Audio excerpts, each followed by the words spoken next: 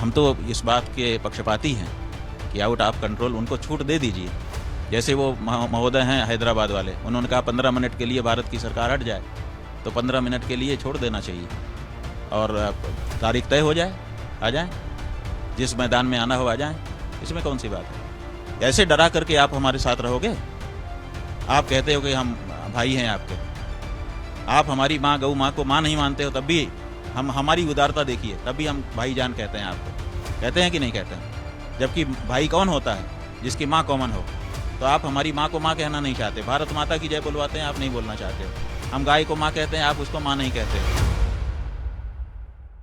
युद्ध की आपने जिक्र किया, तो कहीं ना कहीं वक्फ बोर्ड के नाम पर भी जो एक बड़ा तबका है अल्पसंख्यक समुदाय का, उसने एक तरीके से अपनी गोलबंदी शुरू कर दी है। तौकीर रजा जैसे जो लोग हैं वो ये कह रहे हैं कि हमने अभी अपने युवाओं को कंट्रोल में रखा है, अगर हम उनको छोड़ देंगे तो स्थितियां बदल सकती हैं। तो क्या लगता है कि आने वाला जो वक्फ बोर्ड में जिस तरीके से संशोधन हुआ है वो देश के लिए घातक बनने जा रहा है, या फिर लगता है कि नहीं, वो वक्त की मांग है कि वक्फ बोर्ड में संशोधन किया जाए? वक्फ का मतलब क्या होता है? ठीक है ना, दान किस लिए होता है? लोक कल्याण के लिए, समाज के लिए।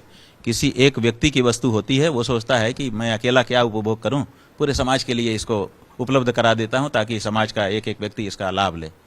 तो समाज को तो कोई सीधा लाभ मिल ही रहा है वक्फ संपत्तियों का। उस पर तो ताला लगा लगा करके एक वक्फ बोर्ड बन गया है, वो लोग बैठे हुए हैं। तो ऐसी परिस्थिति में समाज को लाभ कहाँ है? उसको कहाँ, उसकी ऑडिट क्यों नहीं की जा रही है कि वक्फ बोर्ड के पास जो संपत्ति है लोक हित में उसका कितना विनियोग हो रहा है? इसके बारे में कोई ऑडिट किसी ने अभी तक नहीं किया है और ना कोई प्रकाशित किया है। अंदरूनी करके रखा हो तो हमको जानकारी नहीं है। पहली बात तो यह है कि अगर वो संपत्ति दान की है, समाज के लिए समर्पित की गई है, तो उसका समाज के लिए कितना उपयोग हो रहा है, और जिसका उपयोग हो रहा है उसकी बात छोड़ देना चाहिए, लेकिन जो नहीं उपयोग हो रहा है उसको पब्लिक के लिए खोलना चाहिए कि भाई इसका उपयोग होना चाहिए। और इसीलिए हमने मांग की है वक्फ बोर्ड से कि भाई आप लोग जो है, आपके यहाँ बहुत विवाद हो रहा है, हमारी गाय के चरने की भूमि कम हो गई है, तो आप लोग अपने वक्फ की, आपके पास बहुत सारी भूमि है जिसके बारे में ज़्यादा देख करके विवाद हो रहा है, तो आप हमारे गाय के चरने के लिए उसको गोचर भूमि के रूप में दीजिए, ताकि कम से कम हमारी गाय चरना तो शुरू करे वहाँ पर। अगर ये कर देते हैं तो विवाद समाप्त हो जाएगा। लेकिन वो तो मानने को तैयार नहीं है। वो कह रहे हैं कि अगर ये संशोधन इसमें होता है तो जो युवा है वो आउट ऑफ कंट्रोल होंगे, देश के हालात बदलेंगे। ठीक है ना, तो हम तो इस बात के पक्षपाती हैं कि आउट ऑफ कंट्रोल उनको छूट दे दीजिए। जैसे वो महोदय हैं हैदराबाद वाले, उन्होंने कहा 15 मिनट के लिए भारत की सरकार हट जाए, तो 15 मिनट के लिए छोड़ देना चाहिए और तारीख तय हो जाए, आ जाएं, जिस मैदान में आना हो आ जाएं। इसमें कौन सी बात है? ऐसे डरा करके आप हमारे साथ रहोगे? आप कहते हो कि हम भाई हैं आपके, आप हमारी माँ गौ माँ को माँ नहीं मानते हो, तब भी हम हमारी उदारता देखिए, तब भी हम भाईजान कहते हैं आपको। कहते हैं कि नहीं कहते हैं? जबकि भाई कौन होता है? जिसकी माँ कॉमन हो। तो आप हमारी माँ को माँ कहना नहीं चाहते, भारत माता की जय बुलवाते हैं, आप नहीं बोलना चाहते हो। हम गाय को माँ कहते हैं, आप उसको माँ नहीं कहते हो। उसके बाद भी हम आपको भाई कहते हैं, इतना बड़ा दिल दिखाते हैं, और आप कहते हो कि 15 मिनट के लिए छूट दे दो। हम कहते हैं कि भारत की सरकार को यह मौका दे देना चाहिए, 15 मिनट की छूट दे दे, आ जाए, देख ले कि किसकी बाह में कितना जोर है। ऐसा नहीं है। जो लोग तलवारों की डर से कन्वर्ट होकर के मुस्लिम हो गए, वो लोग कह रहे हैं कि हम वीर हैं। अरे वीर तो हम हैं। हजारों तरह के हमने तकलीफें भोगी, हमने सिर कटवा दिए हमारे पूर्वजों ने, लेकिन अपना धर्म नहीं छोड़ा। आप हमसे लड़ना चाहते हो? आंखों में आंख डाल करके देखो तो पता चल जाएगा। क्या प्रवोक किया जा रहा है हिंदू समाज को भी? भाई प्रवोक तो किया ही जा रहा है। ये क्यों प्रवोक किया जा रहा है ये तो उनसे पूछिए। लेकिन ऐसा वक्तव्य देने वाला व्यक्ति जेल में नहीं गया। ऐसा वक्तव्य देने वाला व्यक्ति आज भी राजनीति कर रहा है। ये राजनीतिक दलों से पूछिए कि इतनी बड़ी बात कह करके लोगों को उत्तेजित करने, देखिए हम तक उत्तेजित हो जा रहे हैं ऐसी बात सुन करके। हो रहे हैं कि नहीं? जबकि कितना संयम होता है। लेकिन जब अस्मिता पर कोई प्रहार करता है, और वो भी पूरे समाज की अस्मिता पर, हमको मार दो हम उतना नहीं चिल्लाएंगे, लेकिन जब हमारे समाज की अपमान करते हो आप, तो हमको पीड़ा होती है। तो ऐसा वाक्य कहने वाला व्यक्ति, उसके ऊपर कोई धारा नहीं लगती है, उसके ऊपर कोई कार्यवाही नहीं होती है, उसको बैन नहीं किया जाता है, वो आज भी राजनीति में है। तो ये सब देख करके क्या लगता है कि इसका दोनों तरफ से कि राजनीति जो है वो मिली जुली है, और अंदर से कार्यक्रम बनते हैं और बाहर से अलग ढंग से उसको प्रस्तुत किया जाता है। दो चेहरे होते हैं राजनीति के। ये आती है, दिखाने के दांत अलग, खाने के दांत अलग। एक अंतिम क्वेश्चन कि जम्मू कश्मीर को लेकर जब जम्मू कश्मीर में एक नई सरकार का गठन हुआ है उसके बाद से 370 की बहाली को लेकर मांग उठने लगी है। क्या ये वक्त की मांग है या आपको भी लगता है कि जो कश्मीर के मुसलमान हैं वो वाकई हिंदुस्तान के साथ नहीं रहना चाहते, हिंदुस्तान से थोड़ा सा उनका जो रुख है वो अलग है? आपका इस पर दृष्टिकोण क्या है? और आप देखिए, अभी हम गौ ध्वज प्रतिष्ठा भारत यात्रा करके आए हैं। भारत के सब प्रदेशों में हम गए, कश्मीर जम्मू कश्मीर भी गए, और वहाँ पर हम तो जम्मू में रहे लेकिन हमारे लोग कश्मीर तक गए, और बीच बीच में जहाँ जहाँ बैठते थे वहाँ पे मुसलमान घेर लेते थे, क्योंकि तिलक आदि देख करके वो समझते थे कि ये लोग कौन है, कहाँ से आ रहे हैं, क्या बात है, तो बातें होती थी। और वहाँ के मुसलमानों ने हमारे लोगों से कहा कि ये जो शंकराचार्य जी ने बात उठाई है कि गाय को राष्ट्रमाता घोषित करना चाहिए, ये बहुत अच्छी है। उनको एक ही बात, उन्होंने हमको संदेश भिजवाया कि उनको एक ही बात कहिएगा कि कानून कड़ा बनवाएं, ढीला कानून ना बनवाएं। आप समझिए, ये मुसलमान है। छत्तीसगढ़ में 1000 मुसलमान बैठक किए, और बैठक करके उन्होंने वीडियो कॉल करके हमको कहा कि हम देखिए 1000 लोग बैठे हैं और हम प्रस्ताव पारित कर रहे हैं कि गौ माता को राष्ट्रमाता घोषित किया जाए। तो कश्मीर के लोग पराये नहीं हैं। कश्मीर के लोग जो है कोई पाकिस्तान जाने के लिए कोई इच्छुक नहीं है। और सबसे बड़ी बात यह है कि ये राजनीति है जो उनको उस रूप में बदनाम करके हमसे दूर रखती है। आप समझिए कि अभी क्या हुआ है, धारा 370 की चर्चा चल रही है। हमने कह दिया था कि एक गौभक्त होने के नाते हम तो चाहते हैं कि धारा 370 ही बनी रहे तो ये अच्छा है, क्योंकि कम से कम गाय तो बचेगी। क्योंकि धारा 370 हटाने के नाम पर जो कश्मीर में रणबीर दंड संहिता लागू थी, उसका 298 का और 298 का धारा जो है उसमें साफ कानून था कि यहाँ पर जो गौहत्या करेगा 10 साल कड़ी कैद होगी और जुर्माना अलग से होगा, और जिसके पास गऊ का मांस पाया जाएगा उसको 1 वर्ष की सजा और जुर्माना होगा। तो ऐसा कड़क कानून जिस क्षेत्र में हो, जिस प्रदेश में हो, वो पाकिस्तान का हिस्सा हो सकता है? आप बताइए, गाय के बारे में इतना कड़क कानून जिस प्रदेश में हो, वो प्रदेश भारत का अंग हिंदुस्तान होगा कि वो पाकिस्तान होगा? लेकिन उस कानून को धारा 370 हटाने के नाम पे हटा दिया गया। क्यों हटा दिया गया? आप इसका मतलब कि जो राजनीति है हमारे देश की, वो राजनीति उस जगह के फ्लेवर को चेंज करना चाहती है।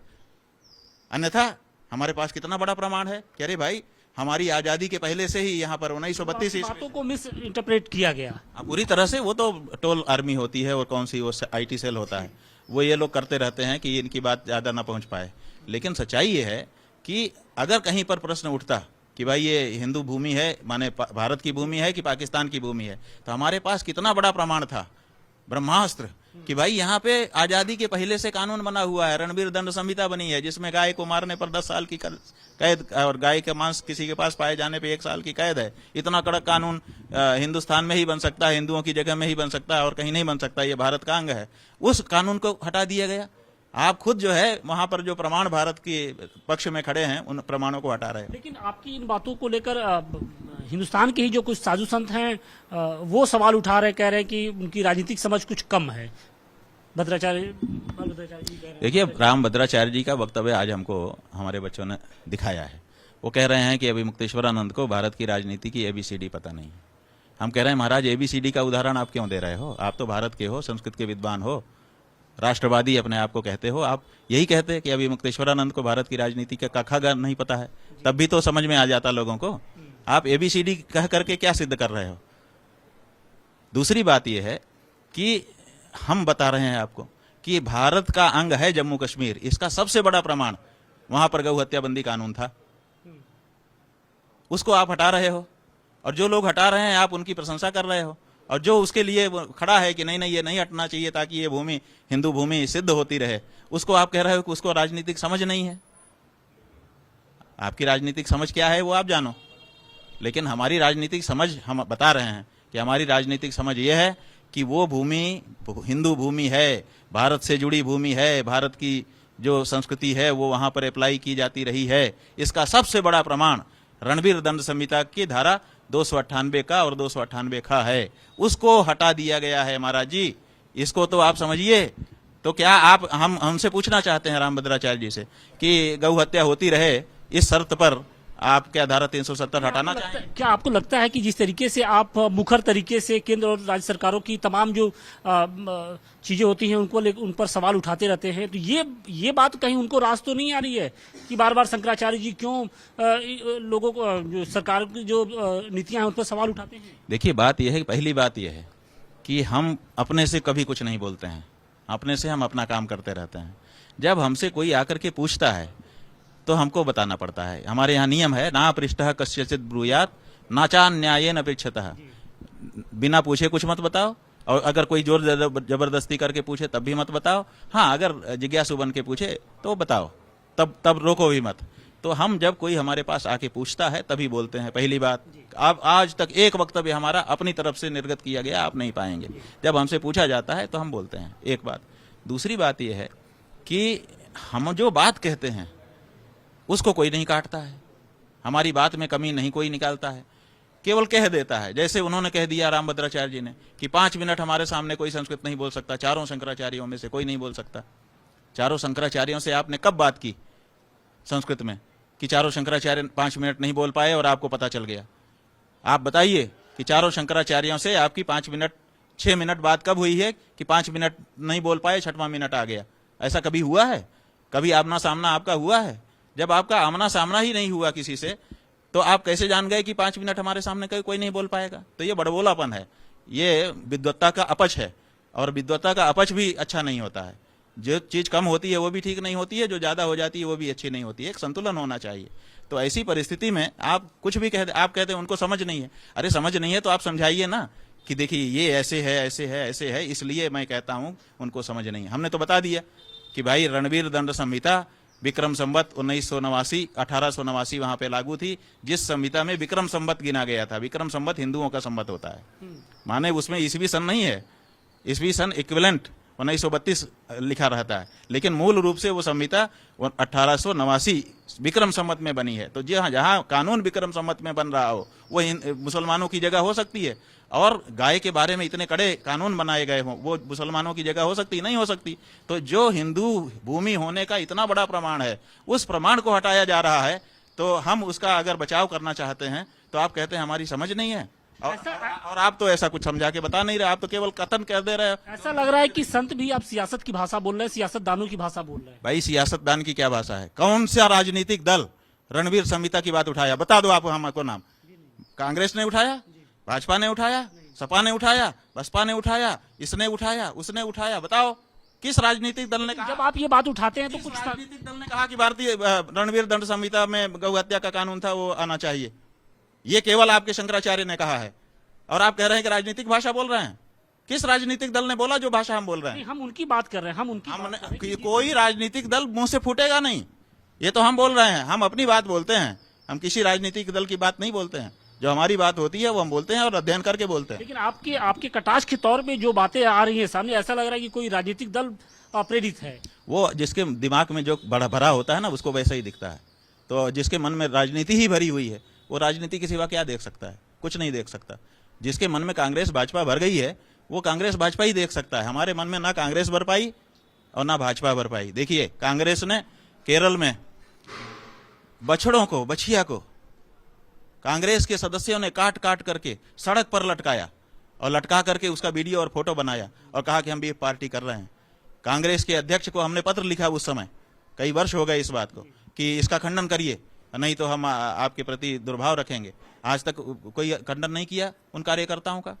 भाजपा ने जो है बीफ का निर्यात बढ़ा दिया, बीफ कंपनियों से चंदा लेने लग गई। कश्मीर में जो धारा गाय को बचाती थी उस धारा को हटा दिया 370 हटाने के नाम पे। हम कैसे किसी पार्टी के पक्षपाती हो सकते हैं? आप बताओ। आप लेकिन आपकी समस्या है कि आप सोचते हो कि ये इसमें नहीं है तो उसमें ये होगा ही। मतलब दो पार्टी के सिवाय तीसरा कोई हो ही नहीं। किसी भी खेल में रेफरी भी तो होता है। आप लोग तो रेफरी ही भूल गए हो। आप लोग तो केवल ये पार्टी उस पार्टी देखते हो। जो अधिकांश जो संत हैं वो कहीं ना कहीं राजनीतिक दलों की भाषा बोल रहे हैं। जो राजनीतिक दल बोलते हैं उसी को वो आगे बढ़ाते हैं। वो धर्म का एक तरीके से चोला उस पर उड़ा दिया जाता है। हाँ, तो लोग, जनता ये भी तो देख रही है, ये भी जनता देख रही है कि कौन जो है क्या बोल रहा है। तो समझ रही है जनता।